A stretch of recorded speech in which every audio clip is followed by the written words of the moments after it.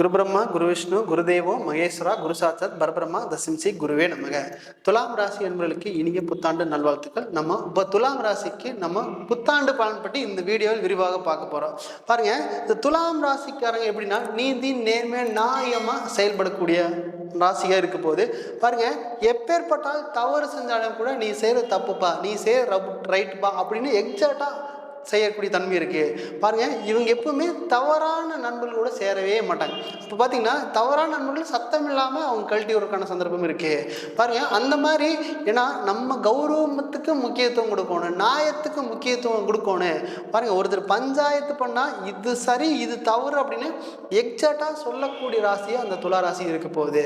அது மட்டும் இல்லாமல் பாருங்க, இந்த வருடம் 2025 துலாம் ராசிக்கு நிறைய மாற்றத்தை மட்டும் சந்திக்கக்கூடிய ராசியாக இருக்க போதே. பாருங்க, உங்களுக்கு பாருங்க 29/3/2025 உங்க ராசிக்கு சனி பகவான் 5ஆம் இடத்துலேருந்து 6ஆம் இடத்துக்கு போக போறாரு. அது மட்டும் இல்லாமல் இந்த 18/5/2025 உங்களுக்கு ராகு பகவான் 6ஆம் இடத்துலேருந்து 5ஆம் இடத்துக்கு வர போறாரு. கேது பகவான் உங்களுக்கு 12ஆம் இடத்துலேருந்து உங்களுக்கு 11ஆம் இடத்துக்கு போறாரு. அது மட்டும் இல்லாமல் குரு 18/5/2025 பயிற்சி ஆகிறார். அப்போ பாருங்க, இந்த காலகட்டத்தில் இந்த குரு பகவான் அப்படிங்கிறது உங்கள் ராசிக்கு 9ஆம் இடத்துக்கு போறாரு. பாருங்க, உங்க குரு உங்களை பார்க்கல அப்படிங்கிற ஒரு பிரச்சனை, பெரும் பிரச்சனை. நீங்க எதைய செஞ்சாலும் தோல்வியே தலையெடுக்கிறீங்க பார்த்தீங்களா, அது இந்த கடந்த காலகட்டங்களில் அனுப்பிச்சுக்கிறீங்க. பாருங்க, என்ன செஞ்சாலும் ஒரு முன்னேற்றமே இல்லைங்க. 2 வருஷமா பயங்கரமான ஒரு போராட்டத்திலேயே நம்ம லைஃப் போயிட்டு இருக்கு. இந்த வாழ்க்கைக்கு ஒரு முற்றுப்புள்ளி இல்லையா, முடியவே இல்லையா? ஏன்னா நம்ம யாருக்குமே எந்த துரோகமும் செய்யல, ஆனால் நம்மளுக்கு எந்த ஒரு முன்னேற்றமே இல்லை லைஃப்ல அப்படின்னு நினைச்சு வேதனைப்படக்கூடிய தன்மை இந்த துளாராசிக்கு இருக்க போகுது.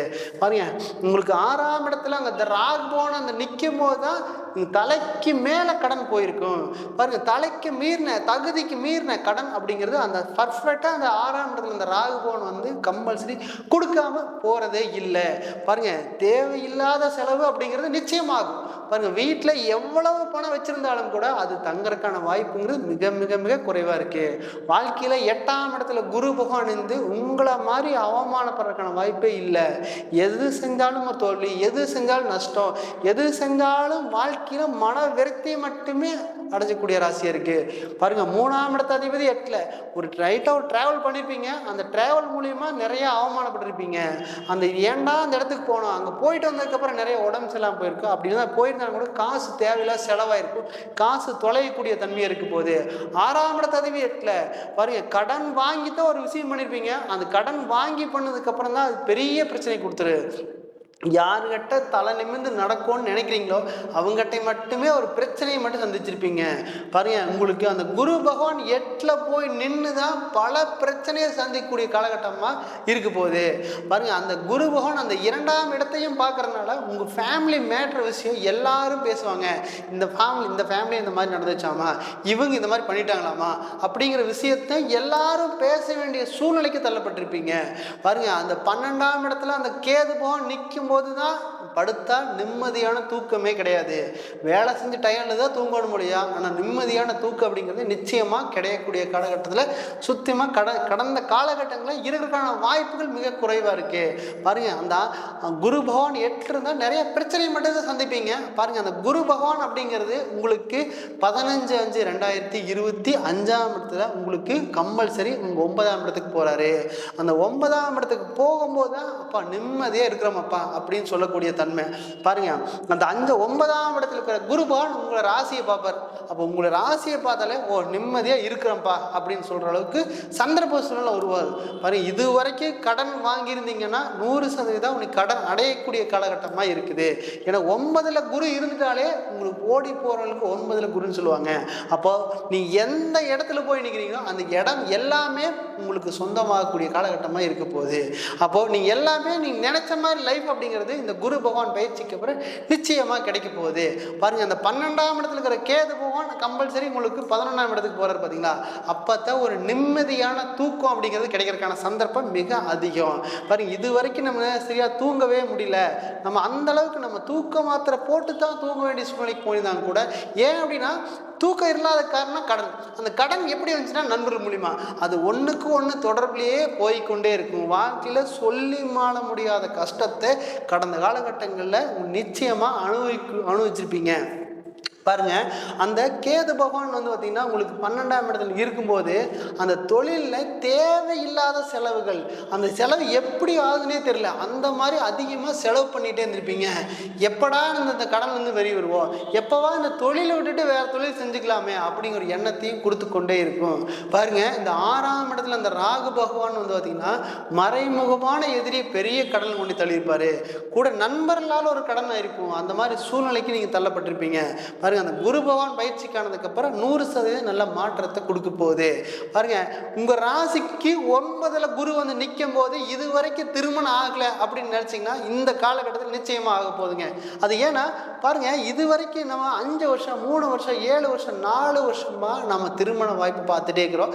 எனக்கு இதுவரைக்கும் திருமணம் அப்படிங்கிறது ஆகவே இல்லை, ஆகுமா இல்லை ஆகாதா அப்படிங்கிற ஒரு எண்ணத்திலே இருந்தாலும் கூட இந்த வருஷம் குரு பகவான் 9ல் போய் நிற்கும் போது உங்க ராசியை பார்ப்பார் பார்த்தீங்களா, அப்ப நிச்சயமாக ஆகக்கூடிய காலகட்டமாக இருக்கு. பாருங்க, உங்க ராசியை குரு பார்த்துட்டாலே கோடி நன்மைகள்ங்க.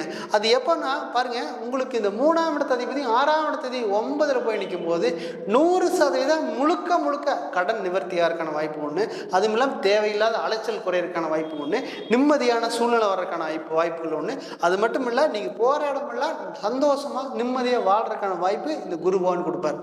அது பாருங்க, உங்களுக்கு இது வரைக்கும் நம்ம கல்யாணம் ஆயிடுச்சுங்க, அந்த கல்யாணத்தில் ஒரு திருப்தியே இல்லைன்னா இந்த குரு பகவான் அங்கே பயிற்சி ஆனதுக்கப்புறம் உங்கள் ராசியை அங்கே பார்க்கும் பொழுது நிச்சயமாக நல்லபடிய ஒரு திருமண வாய்ப்புகள் வரும். அப்படி இது வரைக்கும் சேர்ந்து இருந்தாலும் கூட நல்லபடியாக மேலும் மேலும் அந்த உறவு வலுப்படுறதுக்கான வாய்ப்புகள் இருக்குது. பாருங்கள், நம்ம கல்யாணம் ஆச்சு 1 மாதம் தான் கூட இருந்தாங்க, அது மாதிரி அப்படியே ஒரு சின்ன சண்டை அது பெருசாயிடுச்சுங்க.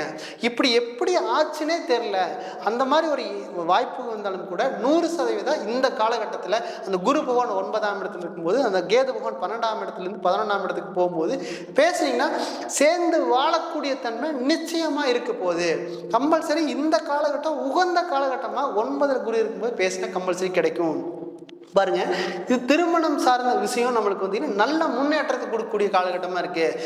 திருமணம் ஆச்சுங்க, திருமணிலிருந்து 3லிருந்து 4 வருஷம் ஆச்சு, குழந்தை பேர் அப்படிங்கிறது நமக்கு வந்து ரொம்ப எட்டா கனியாகவே இருக்குது. அப்படி இருந்தாலும் கூட 100% அந்த ராகு பகவான் அப்படிங்கிறது உங்களுக்கு 6ஆம் இடத்துலேருந்து 5ஆம் இடத்துக்கு வருப்பாருங்க. அந்த காலகட்டத்தில் உங்களுக்கு குழந்தை பேர் அப்படிங்கிறது நிச்சயமாக கிடைக்கக்கூடிய காலகட்டமாக இருக்க போகுது. இதுங்க பாருங்க, ராகு பகவான் அப்படியே கொட்டி கொடுத்துட்டு போயிடுவார் பாருங்க. அந்த மாதிரி காலகட்டம் இருக்க போகுது பாருங்க. பாக்கியஸ்தானத்தில் குரு பகவான், 5ஆம் இடத்துல ராகு பகவான் இருந்தால் கம்பல்சரி இந்த காலகட்டம் உகந்த காலகட்டமாக இருக்க போகுது. பாருங்க, ஒரு தெய்வ வழிபாடு அப்படின்னா எப்பனா அந்த 5ஆம் இடத்து அதிபதி அப்படிங்கிறது 6ஆம் இடத்துக்கு போகும்போது நிச்சயமாக அந்த சனி பகவான் உங்களுக்கு நல்ல மாற்றத்தை மட்டும் கொடுப்பாரு. பாருங்க, இதில் என்னன்னா இந்த 6ஆம் இடத்துல சனி பகவான் போகும்போது இந்த ஜாதகம் உங்க ஜாதகத்தில் உங்கள் கம்பல்சரி 6ஆம் இடத்துல சனி பகவானாக இருந்துச்சு அப்படின்னா 100% கடன் அதிகமாக இருக்கான வாய்ப்புகள் நிறைய இருக்க போகுது. அப்போ நீங்கள் வந்து கடன் வாங்கி நீங்கள் பெருசாக எதுலையும் இன்வெஸ்ட் பண்ணாதீங்க, கொஞ்சம் சற்று கவனமாக இருந்துட்டாலே போதும். அது மட்டும் இல்லாமல் இங்கே பாருங்க, 11ஆம் இடத்துல இந்த கேது பகவான் இருந்தாலும் வெளிநாட்டு வாய்ப்புகள் மிக தேடி வரக்கான காலகட்டமாக இருக்க போது இது நல்லபடியாக பயன்படுத்திக்கங்க. பாரு, இது வரைக்கும் வெளிநாட்டில் முயற்சி பண்ணிங்க அப்படின்னா இந்த காலகட்டத்தில் உங்களுக்கு நிச்சயமாக கிடைக்கக்கூடிய காலகட்டமாக இருக்க போகுது. இதை பயன்படுத்திங்க. பாருங்க, வெளிநாட்டு வேலையில் நிம்மதி இல்லாமல் இருக்கிறதுக்கான சந்தர்ப்பம் மிக அதிகம். ஏன்னா அந்த 12ஆம் இடத்துல கேது பகவான் அதை செஞ்சிருவார். பாருங்க, இந்த குரு பகவான் கேது பகவான் பயிற்சிக்கு அப்புறம் வெளிநாட்டிலேயே நிம்மதியான சூழ்நிலையும் சந்தோஷமான நிகழ்வுக்கான வாய்ப்புகள் மிக அதிகம். பாருங்க, இந்த காலகட்டத்தில் கணவன் மனைவி ஏதாவது பிரிஞ்சு வாழ வேண்டிய சூழ்நிலை வந்தால் அதை தவிர்த்துட்டு ஒரு வாய்ப்பு கொடுத்து மறுபடியும் சேர்ந்து வாழ்றதுக்கான தன்மை இருந்தால் அது நல்லபடியாக பயன்படுத்திக்கங்க. இல்லாட்டி இந்த காலகட்டத்தில் இருந்தீங்கன்னா பிரிஞ்சிங்கன்னா கம்பல்சரி ஒன்று சேரக்கான வாய்ப்புகள் மிக மிக குறைவாகவே இருக்க போகுது. அது மட்டும் இல்லாமல் உங்களுக்கு இந்த ராகு பகவான் அப்படிங்கிறது 6ஆம் இடத்துல இருக்கும்போது உங்களோட உடல்நிலையை கொஞ்சம் கவனமாக பார்த்துட்டிங்கன்னா மிக சிறப்பாக இருக்கும். இல்லைன்னா தேவையில்லாத அலைச்சல், தேவையில்லாத மன உளைச்சல், தேவையில்லாத விரைய செலவுகள் வரக்கூடிய காலகட்டமாக இருக்க போகுது. இந்த 6ஆம் இடத்துல இந்த ராகு பகவான் வந்து நிற்கும் போது தேவையில்லாத பண பிரச்சனை, பொருளாதார ரீதியை இழப்பு கொடுத்துருவாரு. சற்று கவனமாக இருந்துட்டிங்கன்னா ஒன்றும் பண்ணாது. பாருங்கள், 6ஆம் இடத்துல உங்களுக்கு ராகு பகவான் தான், அப்பாவோட உடல் கம்பல்சரி நீங்கள் கவனமாக பார்த்துக்கலன்னா தேவையில்லாத அவங்களுக்காக உடல் ஆரோக்கிய சம்பந்த விஷயத்தில் பண செலவு வேண்டிய சூழ்நிலைக்கு நீங்கள் தள்ளப்பட்டுருவீங்க. பாருங்கள், இந்த அம்மா அப்படிங்கிறது உங்களுக்கு 4ஆம் இடம் தான். இந்த 4ஆம் இடத்தை உங்களுக்கு குரு பகவான் பார்க்குறாரு. அதனால் அம்மாவோட உடல் நிலை மட்டும் கொஞ்சம் கவனமாக பார்த்துங்க. அவங்களோட உடல் ஆரோக்கியம் அப்படிங்கிறது உங்களுக்கு எப்பவும் பிரச்சனை இல்லைன்னா உங்களுக்கு தொந்தரவு இருக்காது. ஏன்னா அந்த இடத்த குரு பகவான் பார்க்குறாரு. அது மட்டும் இல்லாமல் உங்களுக்கு தம்பி தங்கையோட உறவுலாம் வந்தீங்கன்னா சுமூகமாக போகிறதுக்கான வாய்ப்புகள் மிக அதிகம். பாருங்கள், இந்த 11ஆம் இடத்துல அந்த கேது பகவான் பார்த்தீங்கன்னா உங்களுக்கு கேது பகவான் வழிபாடு செஞ்சிங்கன்னா அடுத்த லெவலுக்கு ஈஸியாக போகக்கூடிய காலகட்டமாக இருக்குது. அது எப்போ வழிபாடு வருதுன்னா அப்படின்னா வியாழக்கிழமை அன்னைக்கு நீங்கள் கேது பகவான் வழிபாடு பண்ணிங்கன்னா மிக மிக மேலும் மேலும் உயரக்கூடிய காலகட்டமாக இருக்க போகுது. பாருங்கள், உங்களுக்கு சனி பகவான் அப்படிங்கிறது 5ஆம் வீட்டு அதிபதி 6ஆம் இடத்துக்கு போகிறாரு. அப்போது குழந்தைகள் மூலியமாக சின்ன அலைச்சல், சின்ன உடல் தொந்தரவு அவங்களுக்கு வர்றக்கான காலகட்டமாக இருக்குது. இந்த குழந்தைகளால் கம்பல்சரி அதிகம் மன உளைச்சல், கடன் வர்றக்கான காலகட்டமாக வரக்கூடிய காலகட்டமாக இருக்குது. அவங்க உடல்நிலையில் நீங்கள் சற்று கவனமாக பார்த்துக்கிறது மிக சிறப்பான அமைப்பு. அது மட்டும் இல்லாமல் உங்களுக்கு 100% 11ஆம் இடத்துல கேது வரும்போது லாபம் குறைவாக தான் இருக்கும். அப்போ நீங்கள் வந்து பெருசாக எதையும் முயற்சி பண்ணி சிக்கிக்காதீங்க. பாருங்கள், இருந்தாலும் குரு பார்க்குறாரு, இருந்தாலும் நீங்கள் கவனம் கொள்ள வேண்டியதில்லை. நீங்கள் புதுசாக எதாவது முயற்சி பண்ணும்போது உங்களோட ஜாதகத்தில் அலைசி ஆராய்ஞ்சு பார்த்து முன்னேறது வாழ்க்கையில் மேலும் மேலும் வளர்த்தி முன்னேற்றத்தை கொடுக்கக்கூடும். நான் உங்களிடமிருந்து விடைபெறுவது தரணிதாசன், பாரம்பரிய முறை ஜோதிடர் மற்றும் வாஸ்து ஆலோசகர். நன்றி, வணக்கம்.